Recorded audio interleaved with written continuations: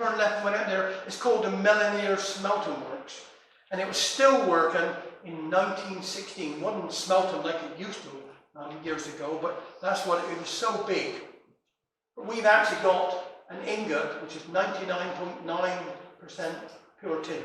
So you can see that if you want to later on. This is just the back of it there.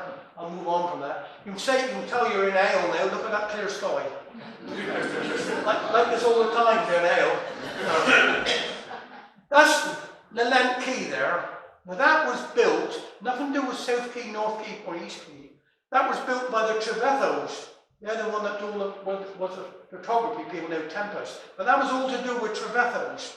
And they didn't want their, because before the quays were built, the ship would come in laden, and because it was tidal, it would beach itself, they'd unload it, and then when the tide went out of it, you could go up and go out again. Well, they weren't happy with that, they wanted their stuff over St. Ives End. So that's the Lent Quay there, and that there is the Lent Church. That was consecrated in 1434. That was the mother church then. But we call it now over there Dynamite Works. Now here we go. Am I right for time? I don't know what time I got. I'm all right, yeah. So, this is South Quay, look. That's where Asda is now. East Quay, and that's what we call North Quay. That's called the Spit there. That's the Spit about walking. Now in here, when Henry Harvey got permission to build it, and he finished it in 1818, because before the quay was there, people coming in Hayle wanted to go St. Ives, they'd wait till the tide was out, they'd walk across there, over to there, up there, and then over to the Lent.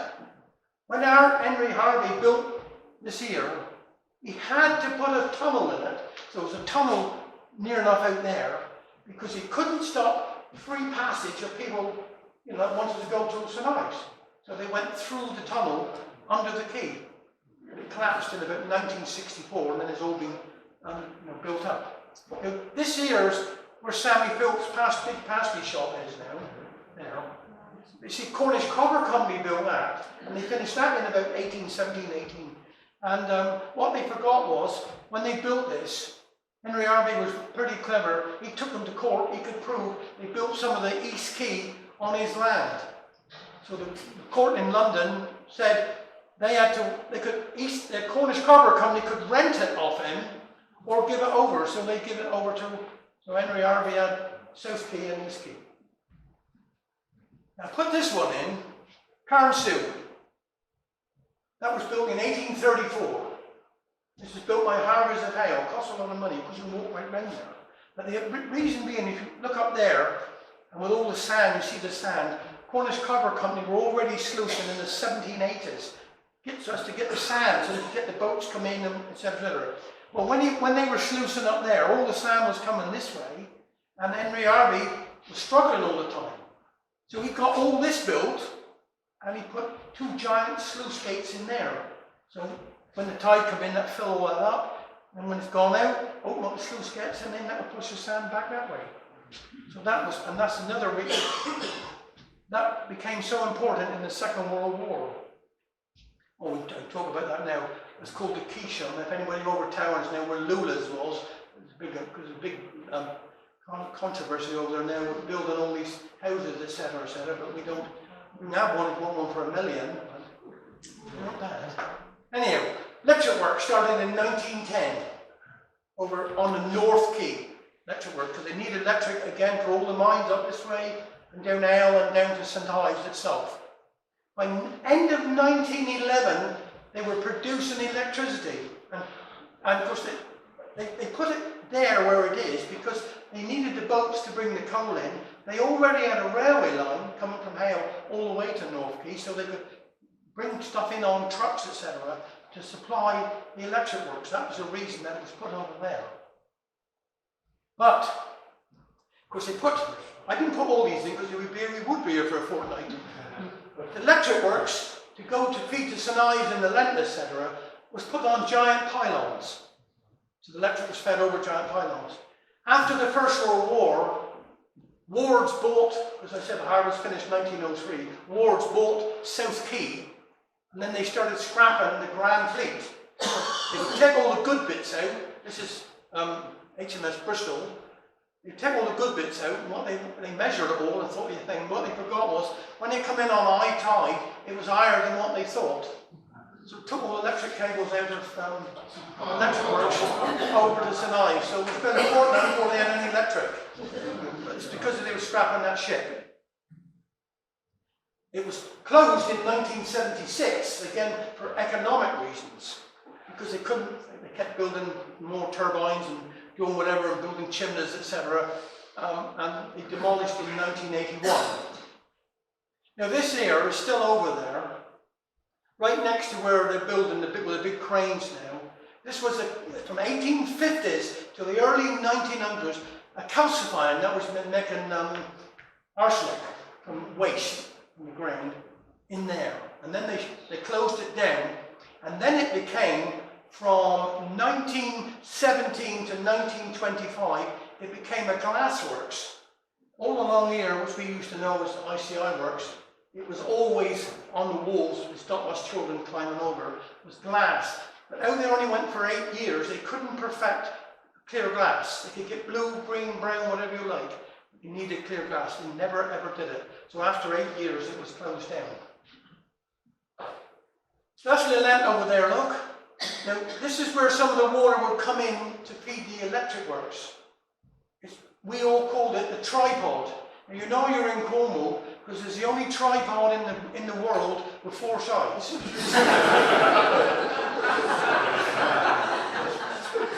But that's what we called it, isn't it? The tripod. That's it. It's gone now. Here we are.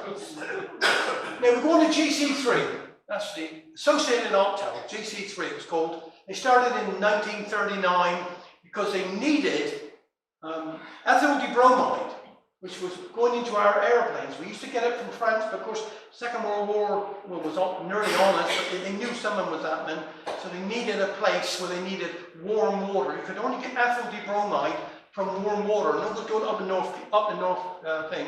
It had to be down here, so it was put next to electric works, so we can see it, GC3. They started in 1939, and they was producing it by 1940.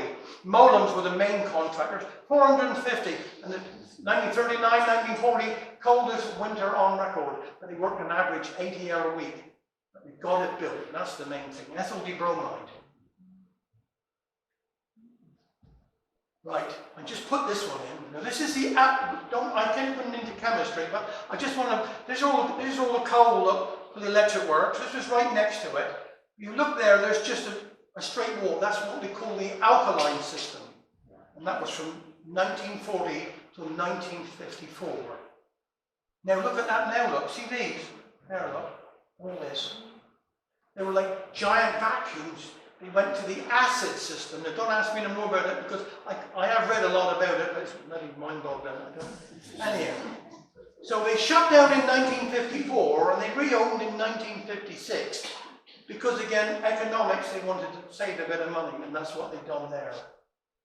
That's what it looked like when we used to go in there. There's tracks there, look, see? This was getting all the ethyl. You know, I showed you that thing about the Carnsou. That's the big pool. Right next to the big blue one. Yeah, well, they put a tunnel there in 1939 because they needed, when the tide was out, you couldn't get much water for the power station, and they needed millions of gallons a day for ICI to get the ethyl dibromide out of it, you see. So they put a tunnel under Carnsou, under the thing, and up to the power station. And that is still there somewhere. And then so they fed from Carnsou. So that was why it was such an important, even though it was built in 1834, they still used it right up until all these were shut down. Now this is a fairly new one, as you can see. They called me over one day, a couple of years ago. They started digging, and they come across all these tanks. They rung me up and said, "Oh, can you come over and have a look?" So I knew what they were.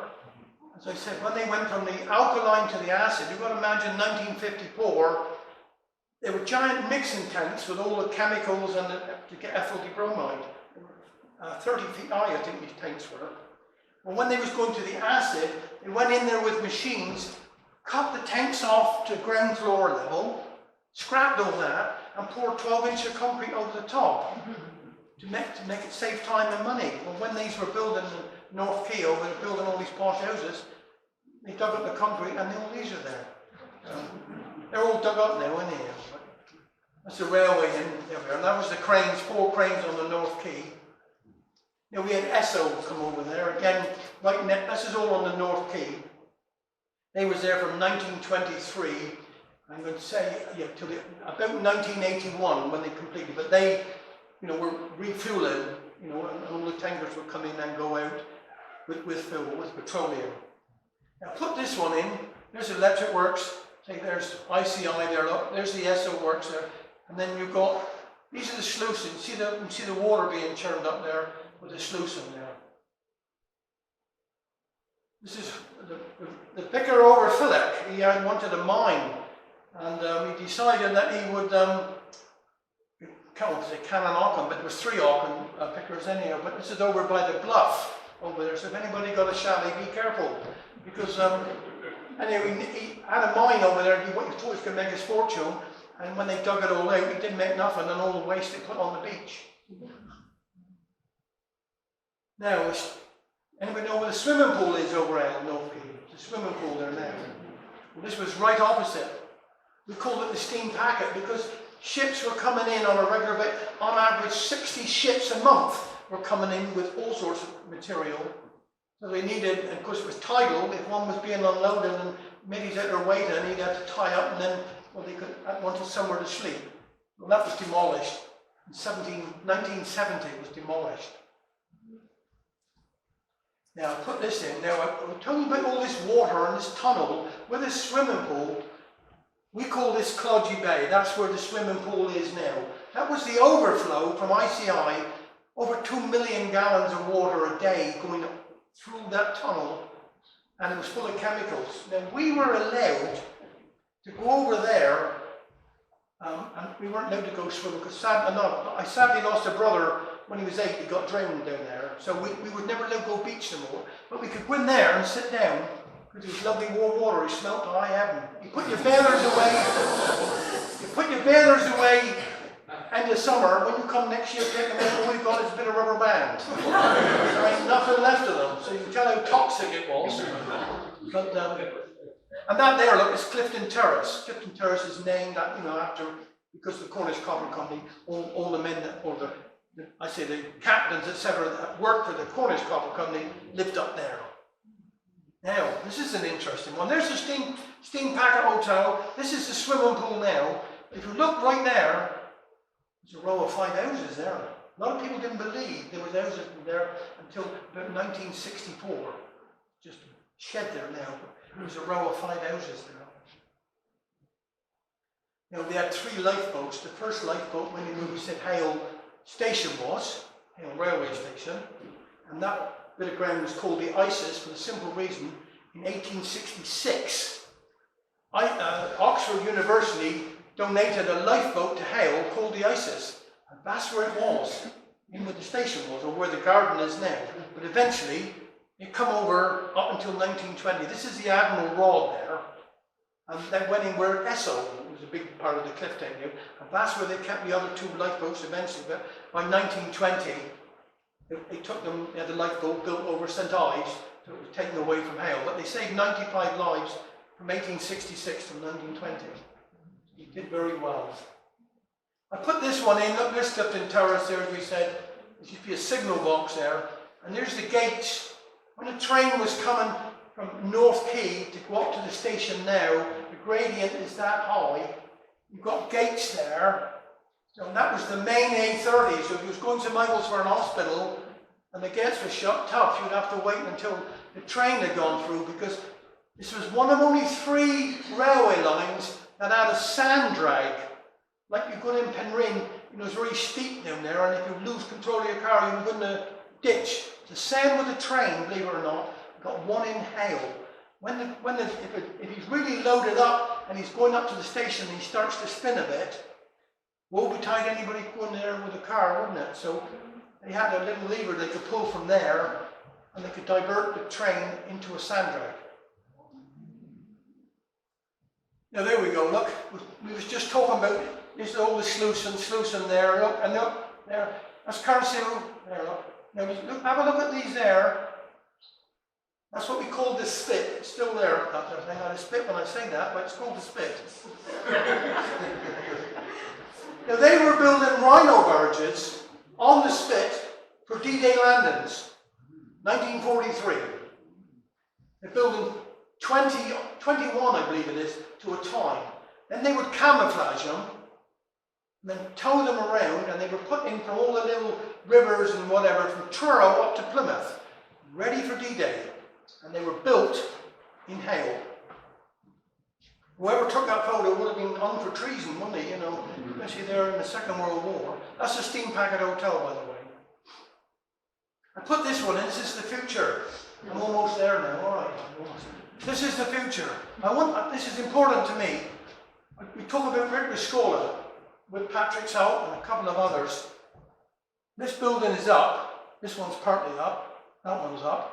But on there, because Rick used to play there in the Second World War, and I said to you, we've got the Lent Church consecrated for, when he got married again, in the year 2000, that's just before, well, 18 months before he died, he came over with his wife, and he had his wedding blessed at the Lent.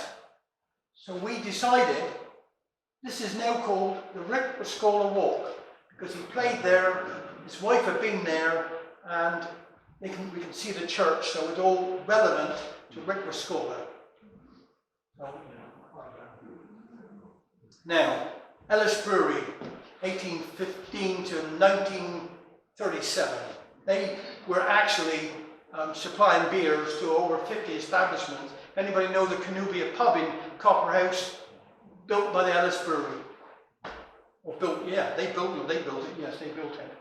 We're nearly the end now. This is just a map of the Cornish Copper Company, but I won't bore you too much with that. Just J&F Pools, 1848 to 1998. Number 1 Works is there. We've got a chapel there, look, as well. That's number 2 Works, and number 3 Works is up there. I'll just go on from that. J&F Pools, it was James and Frederick. It was started by Tin Man Pool. But when he died, because he had 2 sons, they didn't get on. So he left all the machinery to one son, and all the buildings to the other son. That was the only way to sort that lot out. But anyway, so what they'd done was, James finished. It was still called J&F Pools. Nobody ever argued with it. It was registered as J&F Pools, but it was only run by Frederick. There you are, look. This is what they've done. And this is the streaming, you know, the screens, and it is internationally recognised now by J&F Pools. I won't read all about this, but they also took over the Cornish Hand Rope Company that was made in the 1880s. They took it over in 1908. They took it over. So when you look at anything to do with pools, Newlyn is always marked. J&F Pools is never marked, not really, because they use machines. Did a lot of pressing them out, you know, automatically, because that's what they were doing anyhow. Here's what they was making.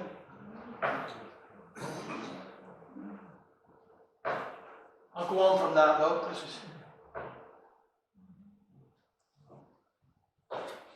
this is the clock that was in Copperhouse, as we said, talking about the Cornish Copper Company.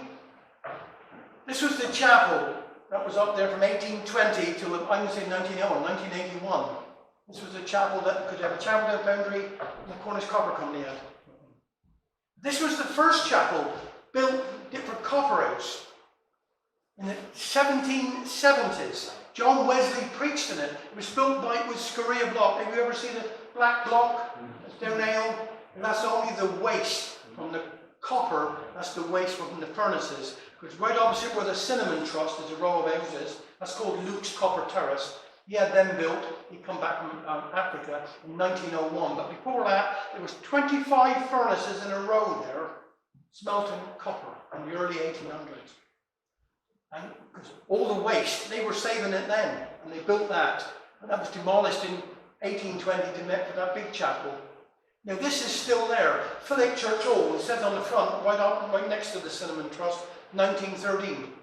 This was the Sunday school for that church, or that chapel, that John Wesley preached in. That's all Scoria block. You drill in that, you can't do much about it because it'll split. It's strong, but it's weak. So you just use all the joints, you know, but that's why they use them. And if you work for the Cornish Copper Company, you can have as many blocks as you want, build your own house. When you go in the Front Street and up Patricia Street and St John Street, a lot of them are built of Scoria block. Passmore Edwards, you know, he went to London, he was a very, very well-to-do man. Well, they started building this in 1863 and they finished it in 1893, and then they finished it in 1896. But that cost then, because his mum and dad moved down to Phillack, and this was the biggest building that he had built, because I suppose he wanted mother and father as he's cycling by, look at what their son was building. It cost £8,000 then, 1896.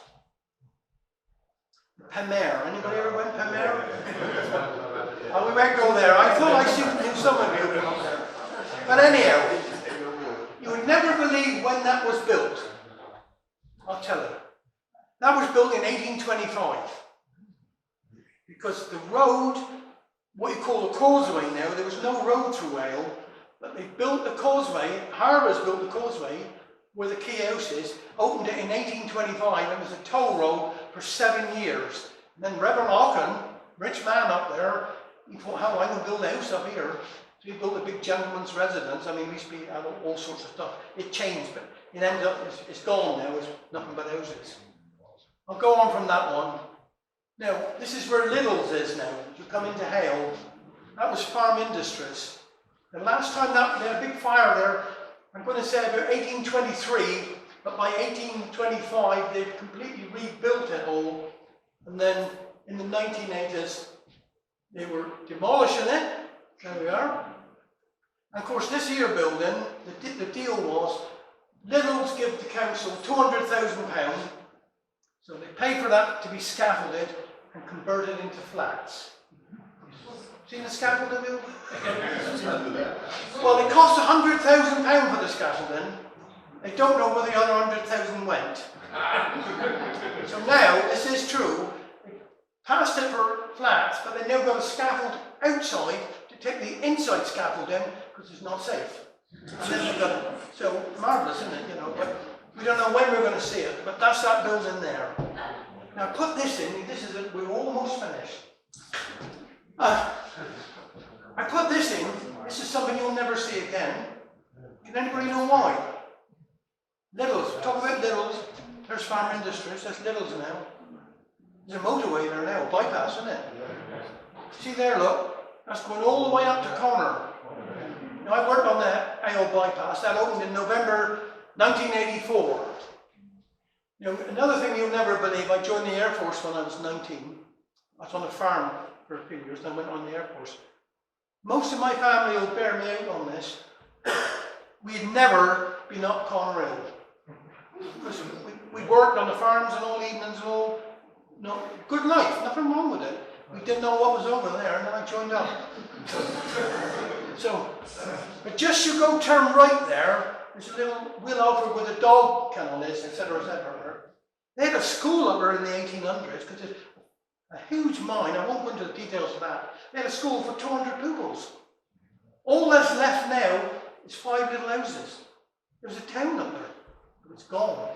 Now we've got turn left. Well, that's farm industries again. The dynamite works. You turn left, you're going on the way to Gwithian. 1888, and that was built, and they needed nitroglycerin they were producing, and dynamite, and they were producing all the cotton, all the war things for our ships, all the armaments for our ships in the First World War. They employed 1,800 people up there, but a gentleman called Otto Goodman was a designer of that. And of course it's all sand, you know the reason, because of the sand, and nitroglycerin you cannot pump, it's got to be gravity fed, so it was actually fed from what we call Jack Straw's Hill. But they needed fresh water, and then they found an old lead mine up there called Boiler Mill Mine. And that, even in the sand, there's a mine there, and that's where they pumped all the fresh water from. And we had the buns, look, they make lovely chicken houses now, really, you know, England.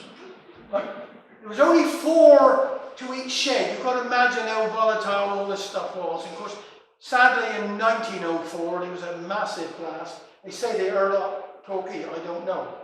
I wasn't there. I was nearly there, but anyhow. But it blew the windows out in St. Ives Church. 1904. Poor people couldn't find nothing because it's just gone. No. And there's a little, you can hardly read it, but that's what it says about the church in St. Ives, you know, and they've never forgiven us, really, have they? No, I brushed it a bit, I'm sorry, but that's a thank you.